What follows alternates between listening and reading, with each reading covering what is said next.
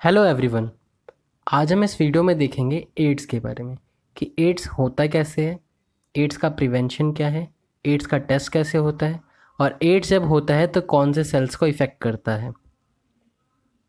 तो सबसे पहले एड्स एड्स जो बीमारी है उसकी फुल फॉर्म क्या है? तो उसकी फुल फॉर्म है एक्वायर्ड इम्यूनो डिफिशियंसी सिंड्रोम। ये सिंड्रोम क्यों है? क्योंकि एड्स जब होता है तो उसका एक सिम्टम नहीं होता, वेरियस सिम्टम्स होते हैं, इसलिए इसको हम क्या बोलते हैं? सिंड्रोम बोलते हैं। होता क्यों है एड्स?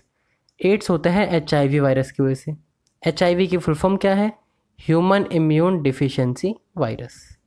इसका फर्स्ट केस कब रिपोर्ट करा गया था? 1981 में। और इंडिया में कब रिपोर्ट करा गया था? 1986 के अंदर। अब HIV के बारे में कुछ चीज़ें जान लेते हैं। तो सबसे पहली चीज़ है कि HIV रेट्रो वायरस होता है। अब आपको जानकर हैरानी होगी कि ये कोरोना वायरस जो है वो भी एक रेट्रो वायरस है। तो रेट्रो वायरस आखिर होता क्या है? रेट्रो वायरस एक ऐसा वायरस होता है जिसका RNA जेनेटिक मटेरियल होता है और वो अपने जेनेटिक मटेरियल को ही ट्रांसफ़र करता है सेल के अंदर और इन्फेक्शन कॉज करता है। अब मोड ऑफ ट्रांसमिशन कैसे है डिजीज़ का? तो फर्स्ट है कि अगर सेक्सुअल कांटेक्ट हो रहा है किसी इन्फेक्टेड पर्सन के साथ जिसको ऑलरेडी एड्स हो रखा है, अगर आप उसके साथ सेक्सुअल कांटेक्ट करते हो तो आपको भी हो सकता है एड्स। दूसरा कैसे है? ये कई लोगों को बार बार खून की ज़रूरत पड़ती है, तो ऐसे लोगों को हमेशा ब्लड बैंक पे सपोर्ट होना पड़ता है।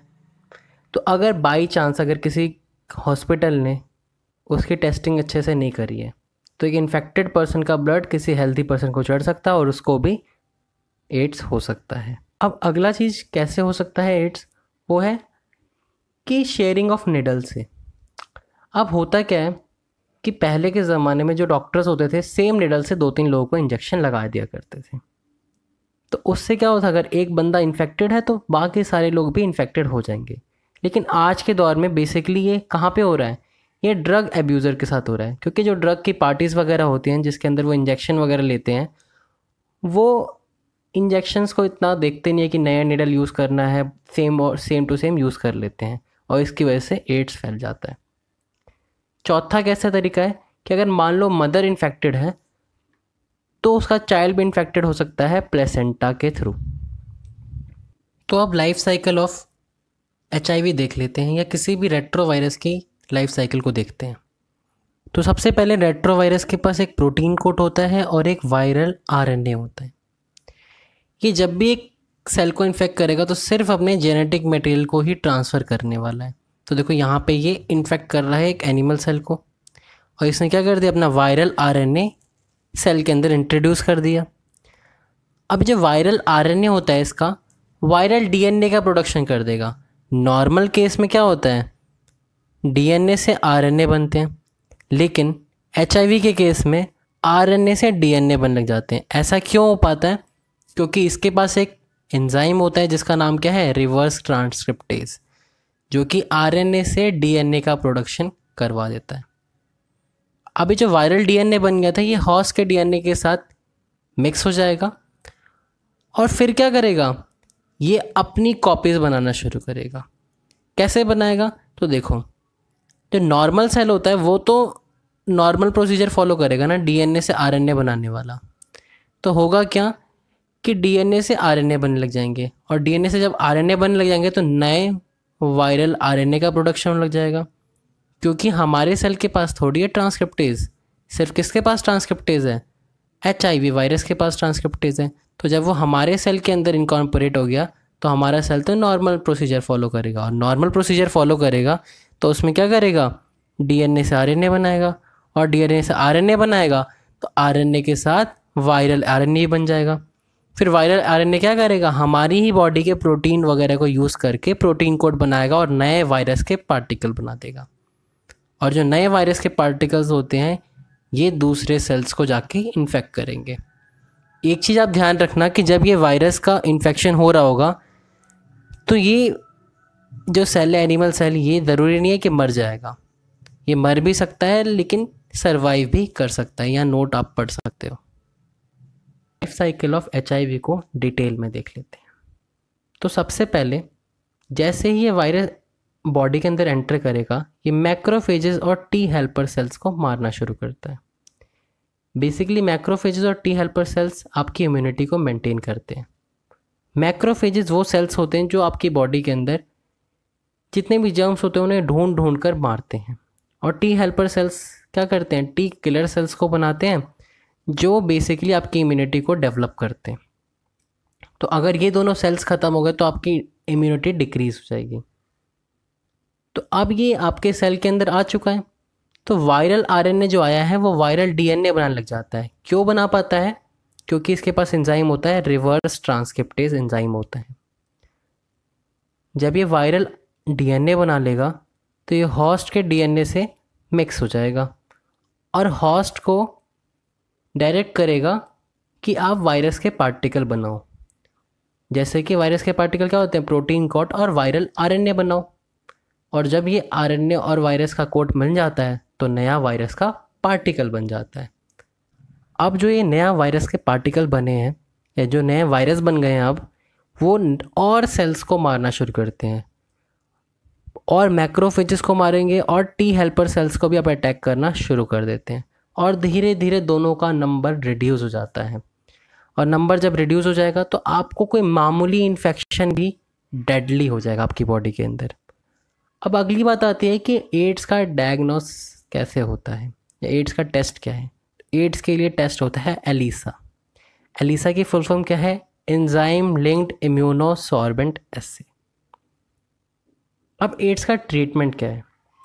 तो इसके लिए बेसिकली एंटी रेट्रोवायरल ड्रग्स का यूज़ होता है, बट ये पार्शली इफेक्टिव होते हैं।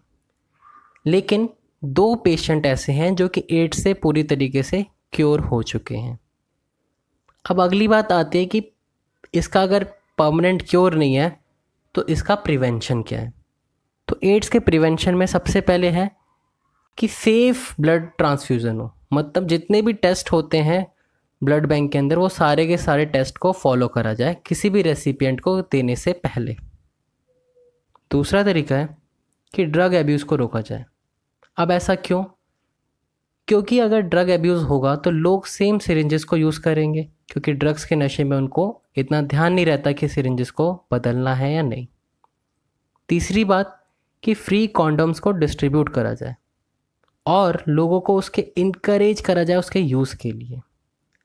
चौथी बात आती है कि avoid sex with unknown partners, unknown लोगों के साथ सेक्स को अवॉइड करा जाए। पांचवी चीज़ आती है use of disposable syringes. Disposable syringes का यूज़ करा जाए ताकि एड्स प्रिवेंट हो सके। अब हर साल 1 दिसंबर को वर्ल्ड्स एड डे सेलिब्रेट करा जाता है। ये क्यों करा जाता है? ताकि जो ग्लोबल सपोर्ट है एड्स के प्रिवेंशन को उसको इनकरेज करने के लिए, और जिन लोगों को HIV हो गया है उनकी अवेयरनेस के लिए, और बाकी लोगों की नॉलेज के लिए। जो एंटी रेट्रोवायरल ड्रग एड्स के पेशेंट को दी जाती है वो वर्क कैसे करती है। तो जो सबसे ज़्यादा फेमस ड्रग है वो है AZT। इसकी फुल फॉर्म क्या है? एजिडोथाइमिडीन, या इसको कॉमनली बोला जाता है ज़िडोविडीन। ये वर्क कैसे करती है? इनहिबिट कर देती है रिवर्स ट्रांसक्रिप्टेज को। अब HIV इतना पिक्यूलियर वायरस क्यों था? क्योंकि इसके पास रिवर्स ट्रांसक्रिप्टेज एंजाइम था, इसी की वजह से वो इतना डेडली होता है और इतना मुश्किल है उसका क्योर पाना। तो ये क्या करता है बेसिकली AZT उसके इन्फेक्शन प्रोसीजर को स्लो डाउन कर देता है। स्टेवोडीन और नेविरेपिन, ये जो 2 ड्रग्स हैं ये HIV पॉजिटिव फीमेल को दी जाती है ताकि जो उसका फीटस है वो बच सके HIV होने से। अब last part of the video में हम कुछ मिथ्स देख लेते हैं जो कि HIV एड्स से रिलेटेड है। तो पहला मिथ है कि टच करने से फैलता है, जो कि पूरी तरीके से गलत है। साथ बैठने से, साथ खाने से, साथ रहने से HIV एड्स नहीं फैलता है। ये 2 ही तरीके से फैल सकता है, या तो आपको ब्लड ट्रांसफ्यूज़न हो HIV का, या सेक्सुअल कॉन्टैक्ट हो HIV इन्फेक्टेड पर्सन से, और किसी ज़रिए से ये नहीं फैलता है। दूसरा कि HIV एड्स इंसेक्ट से फैल सकता है। जैसे अगर एक इंसेक्ट ने एक इन्फेक्टेड पर्सन को काटा फिर आपको काट लिया तो HIV एड्स हो जाएगा। ये मिथ भी पूरी तरीके से गलत है।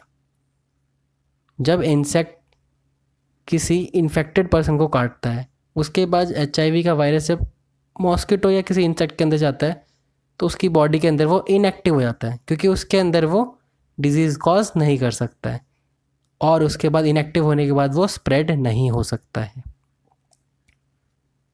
थर्ड मिथ ये है कि HIV एड्स गे मेंस डिजीज़ है, जो कि पूरी तरीके से गलत है। एड्स किसी भी सेक्स या जेंडर को डिस्क्रिमिनेट नहीं करता है, ये किसी को भी हो सकता है, male female irrespective of gender. Fourth myth ये कहता है कि अगर आपको HIV एड्स हो गया है तो आपकी कुछ दिनों में मौत होने वाली है, ये भी पूरी तरीके से गलत है। आज के ज़माने में एंटी रेट्रोवायरल ड्रग आ चुकी हैं जो आपकी लाइफ टाइम को कुछ हद तक बढ़ा सकती हैं। अब होता क्या है, इन मिथ्स की वजह से सोसाइटी के अंदर टैबू क्रिएट हो जाता है, ये लोग अपने आप को लेफ्ट आउट फील करते हैं और इसकी वजह से वो अपनी टेस्टिंग कराने के लिए बाहर नहीं आते, और इसके लिए इस डिज़ीज़ का स्प्रेड रुक नहीं रहा है। तो हमें अपनी सोसाइटी के अंदर एक ऐसा माहौल क्रिएट करना पड़ेगा जिसके अंदर ये अपने आप को लेफ़्ट आउट फील ना करें और ज़्यादा से ज़्यादा नंबर में अपनी टेस्टिंग कराने के लिए बाहर आएँ, तभी हम इस डिज़ीज़ के ऊपर रोक लगा पाएंगे। If you like this video, please like, share and subscribe to our channel for more amazing content, and do show your love in the comment section. Thank you.